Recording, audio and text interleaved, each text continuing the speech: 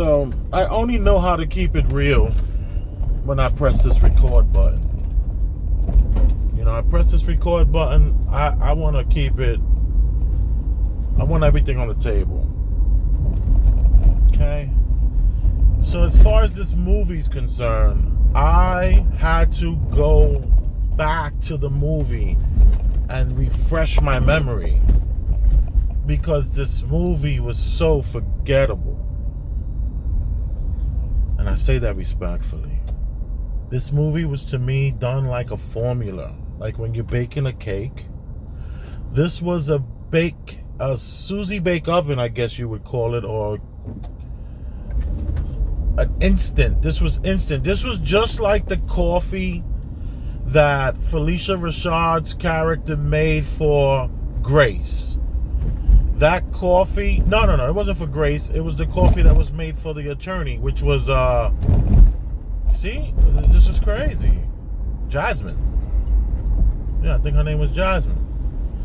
And it'd be really messed up that I do this whole entire thing and I got the name wrong. That would be really messed up. So Felicia Rashad's character, which she did an excellent job. Her character was great. It's so interesting how much she looks like my mother.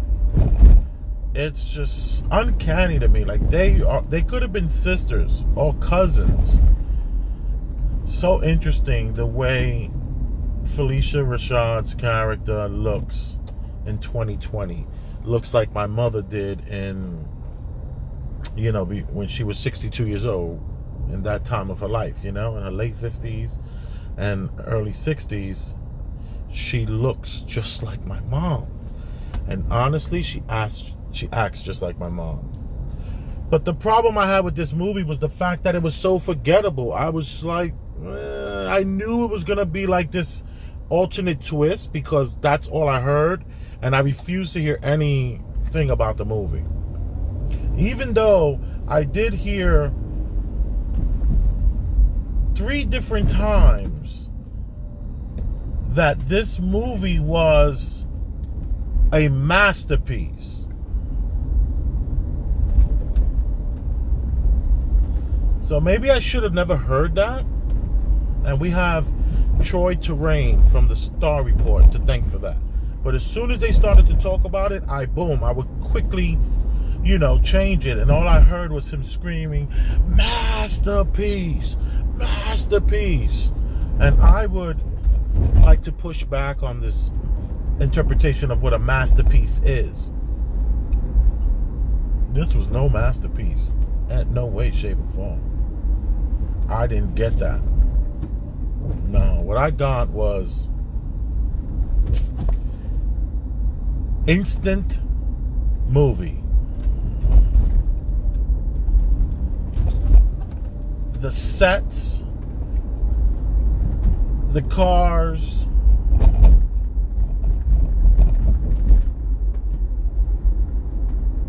the courtroom. I'm not hating on the courtroom. I'm not hating on the sets. I'm not hating on any of that stuff. I think it was done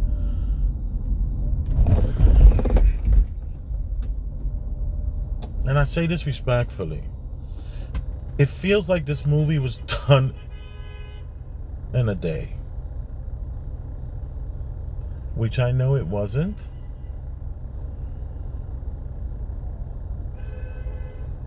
But it feels like that.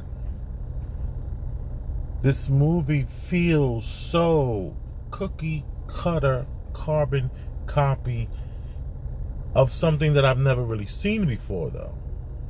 See, what I love about this movie is all the ADOS that was in this movie, which are American Descendants of Slaves. I love that. You know, and knowing that it's from Tyler Perry's studio, I love that. And I heard that he directed. Not that I heard, I saw that. He wrote it, he directed. I don't know if he edited. But all that stuff was done fine. It reminds me, which it's going to throw a few people off when I make this analogy, but I used to watch Star Trek with Picard as the captain, which was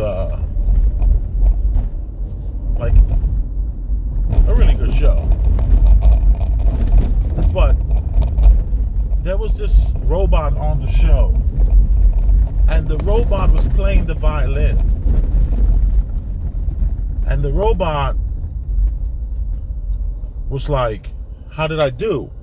And Picard said that you were flawless, you were perfect, but he had lacked the soul. You know, and I would argue that this movie, to some degree, lacked, I don't know if it's soul, but maybe that is exactly what it lacked. And to see so much ADOS in a movie and to come across so forgettable and so instant coffee, microwave, cookie cutter, looks like it was done in a day movie. What is going on here? I think they shut the bridge down. I think the Brooklyn Bridge got shut down. I know how to get around this town. Here we go.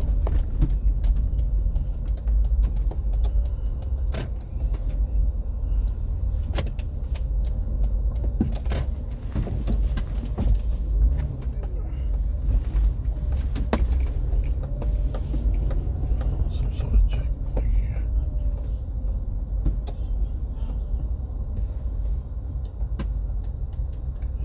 Take this. Look, the cops have like this illegal checkpoint over here. This is what they do. You know, it's totally illegal. There's no place to turn off. Look, they're just stopping people on their way to the Brooklyn Bridge, causing massive. Look, now they want this person to get out the car.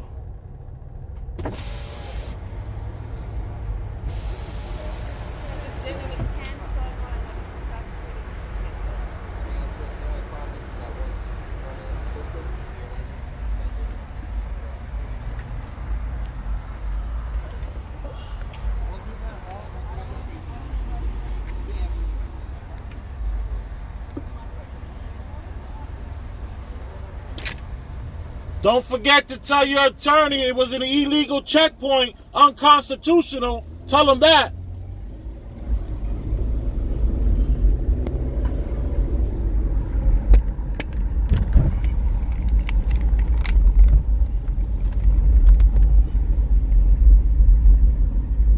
I digress.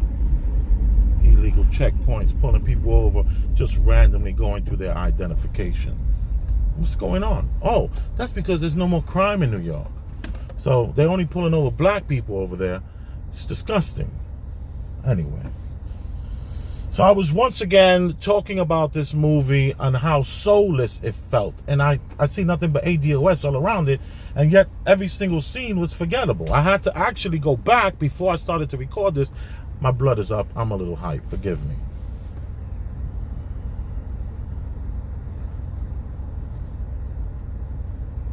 Taking that woman to jail, saying that she had a suspended license.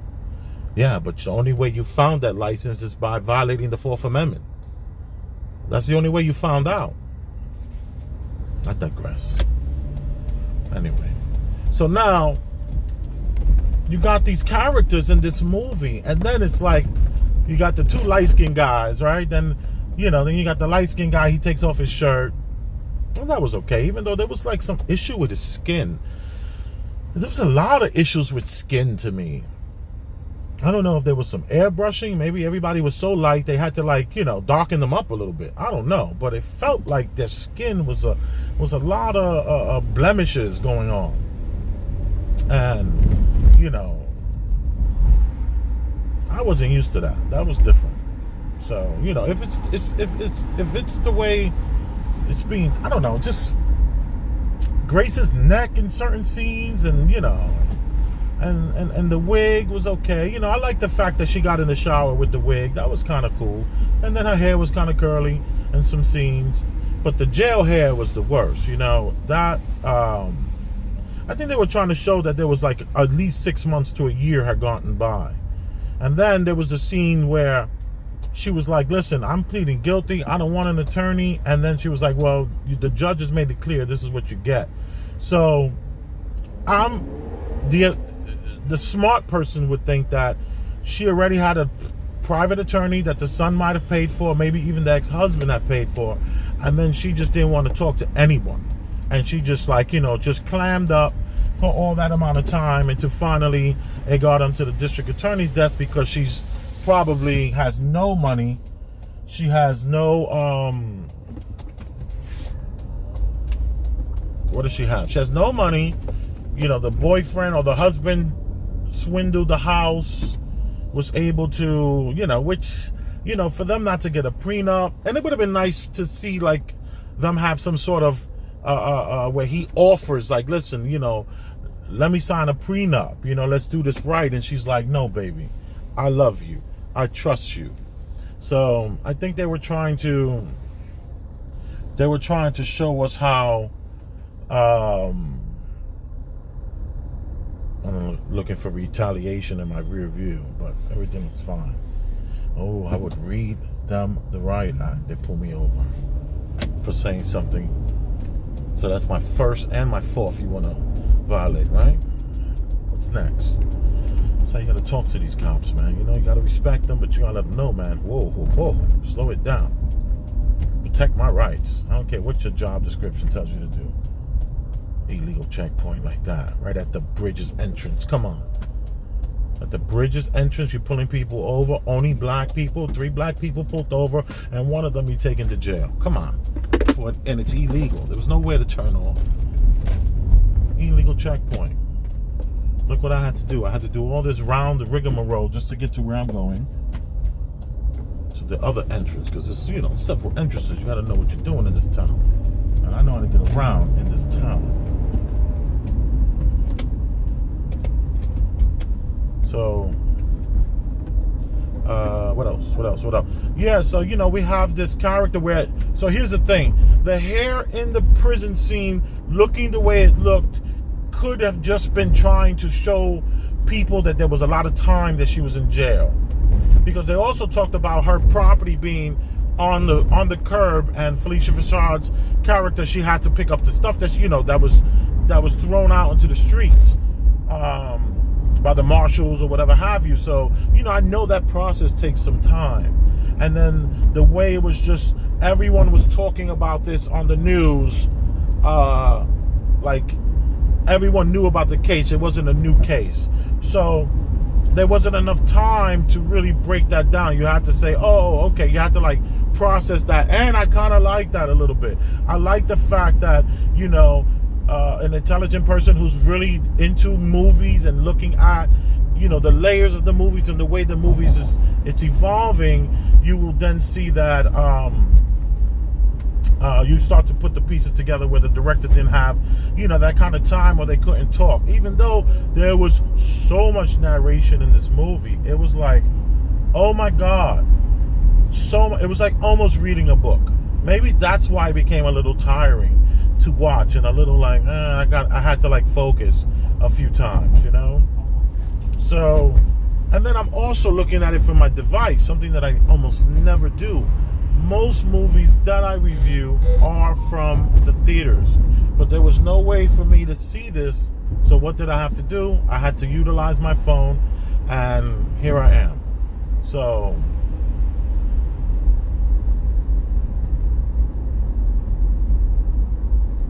what else? I'm still thinking about that woman, taking her to jail like that. It's like, this is no big deal. Oh, your license is suspended, you're going to jail. It's like, what? And it's Saturday night, so that means Sunday, Monday, hopefully she leaves from the precinct. But the next 12 hours, 14 hours is going to be trying. And, God bless her. She'll be fine. So the movie, to get back to the movie, is all about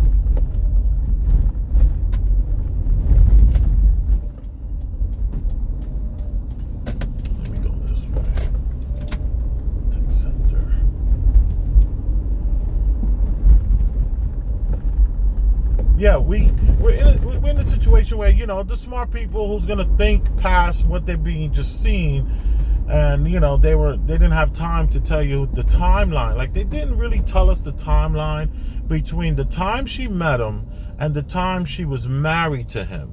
So you're gonna have to like figure this out. And I would say it was about 90 days. Maybe a little less than 90 days.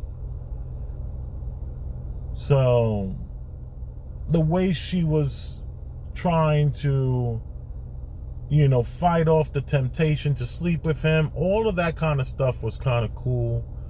You know, it was like any young man coming up who's gonna see a 50-year-old woman is going to assess whether or not he's gonna have a car to drive for the summer. None of this is new.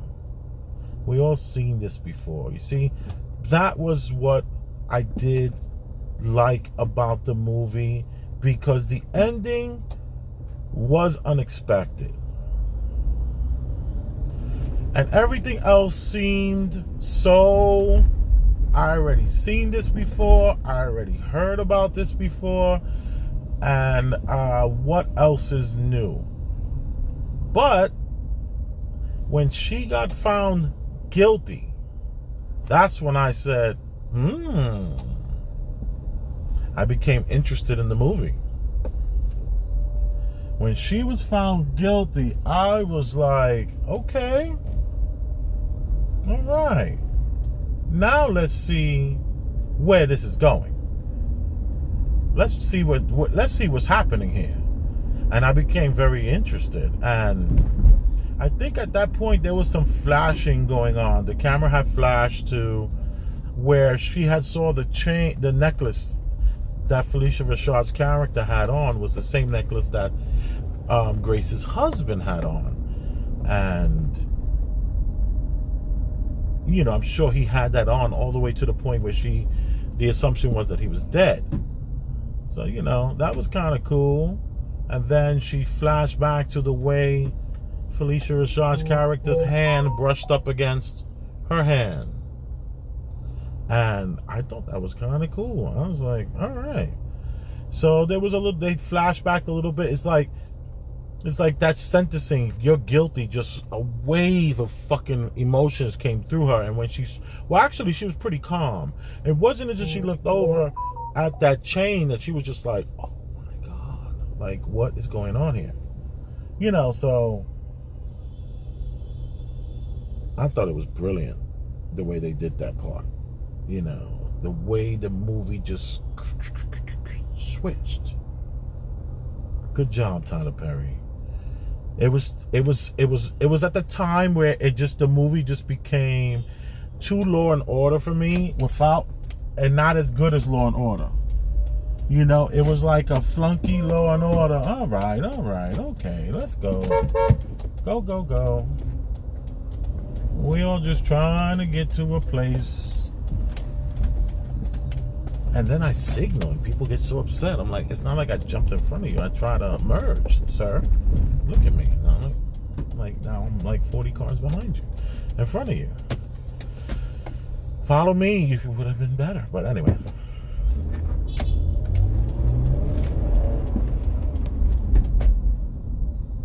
So that was pretty good. I became really interested. I was like, oh, wow. What's going to happen next? And then to see, what is her name? I can't remember her name at the moment. And this elderly woman is walking down the street. But it was strange that the husband would drop her off to the house, like a block away. She's like, nah, let me off right here. No big deal. And this just happened to be, she just so happened to live in the same house that when the beginning of the movie, the husband, who's a police officer, and this is of the attorney, Jasmine. Jasmine's character had a husband who was a police officer, and he started the movie. The movie opened up with this white woman on the edge of some sort of 2-story house and just throws herself from the house, saying how her and her husband have given everything to this, and it was not the greatest scene in the world. I'm not gonna lie, it looked really like, all right, I guess, like, one of the first things I thought about, honestly, was that Tyler Perry was trying to kill a white person off his movies first, whereas ADOS has been killed in all the movies first. So I thought, I was like, I didn't want to laugh, but I did kind of laugh. So I didn't feel any emotional connection to the character, the male cop character, nor did I feel any emotional connection to this woman who's on the who committed suicide. So now we find out that the reason why they had to, she needed to get dropped off at the end of the movie, the last 10 minutes of the movie, Jasmine, the lawyer's character, had to get dropped off. Why? Because she needed to, what was it? Oh, she was like, I'm just gonna walk from here. And he's like, all right. And like, she could have just said, I just need to clear my head. The place is 2 blocks away. Like, it just was not realistic. What husband just drops his wife off so she can just walk? And every scene they show her in, she was in a car. Every scene they show this lawyer in, she was getting out of a car and getting into a car. Now she wants to get out of a car and walk. So that was a little, I don't know. So I wasn't really feeling that. And then what else do we have? We have, so now Felicia Rashad invites her over to the house, and then we find out that the house that Felicia Rashad lives in is the same house that the woman threw herself from. And the police officer husband finds this out, and now he's running after looking for his wife. Crazy part is that when he gets to the house, Felicia Rashad's house, he's banging and banging on the door. Felicia Rashad comes to the door, and then when she tells him, listen, if you don't have a warrant, you can't come in my house. And then he slams the door, and what happens after he slams the door? She slams the door on him. He then decides to pick up the phone and call the wife. And the phone just so happened to be sitting on the kitchen table. Okay. Which would mean that Jasmine, the lawyer's character, would have, what would she have done? She would have helped Cicely Tyson's character up into the house, into the kitchen, and then leave her phone on the kitchen table, right? And who would do that? The human being is attached to their phone. And then would she have walked into the back of this house, as dark as it was, and not look for her phone? And then use the flashlight part of her phone. So come on. Like, it's these little things that just don't, come on. People are attached to their phones. People will use their light to the camera to their phone. But they needed the husband to have an excuse to kick in the door. So that's what the husband did. He kicks in the door. He gets into this fight with what we now know is the son of Felicia Rashad, who are these grifters running around defrauding people for hundreds of thousands of dollars, millions of dollars perhaps, and then has a whole group of women, oops, spoiler alert, has a whole group of women lined up and chained up and are collecting the insurance policies from them. This is what we find out through the news, because had we not had that news report in the end, would we then think what? Felicia Rashad was some sort of cannibal? She was some sort of con woman sicko? I don't know. But it's not very plausible that you can have 11 women into a basement. But I will say this. This is a good scene here. When the lawyer first came over to Felicia Rashad's home, I made reference to this earlier when I said that she took the coffee pot. Well, it wasn't a coffee pot, it was just a teapot. And she offered her coffee and poured water into the coffee mugs. So that means that the coffee was instant. And she did not use a spoon. No spoon to stir the instant coffee. Nor was there a can of instant coffee. And if it was tea, there was no tea bag dunking or dripping off the side. You know, I can go on and on for days about each and every scene that I felt like, you know, everything from the time they open up the door into the interrogation room, where on one side of the interrogation room, you have these, what looked like windows that they covered with some sort of plywood, but on the other side of that door, there were no windows. I'm just saying. It looks like it was done in a day. Just saying. So, with all that being said, if you're a 1 out of 10 kind of a person, and what do you give this movie 1 out of 10? I would give it, and I say this respectfully, a 4. Only because I couldn't remember anything. I remember every detail about the movie. As I'm speaking now, I'm starting to get it all back, but it was not good enough to make me remember anything. And if I give it 1 or 2 thumbs up, I'll do 1 thumbs up out of 2. 1 thumbs up out of 2. And that's because it's ADOS. And ADOS is all in this movie. I love that. So now, the other one would be 5 stars. How much would I do between 1 and 5 stars? I would give it 1.5 stars. Sorry. Not say all this respectfully. I wanted to like the movie. I was kind of excited about the movie. I signed up for Netflix. I have not watched Netflix in 3 years. I have not watched television in 3 years.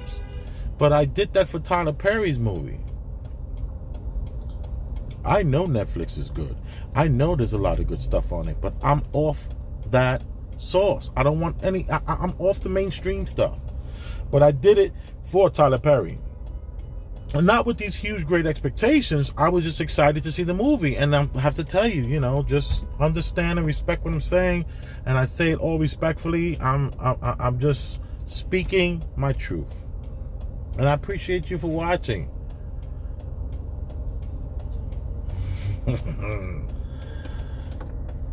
Boom.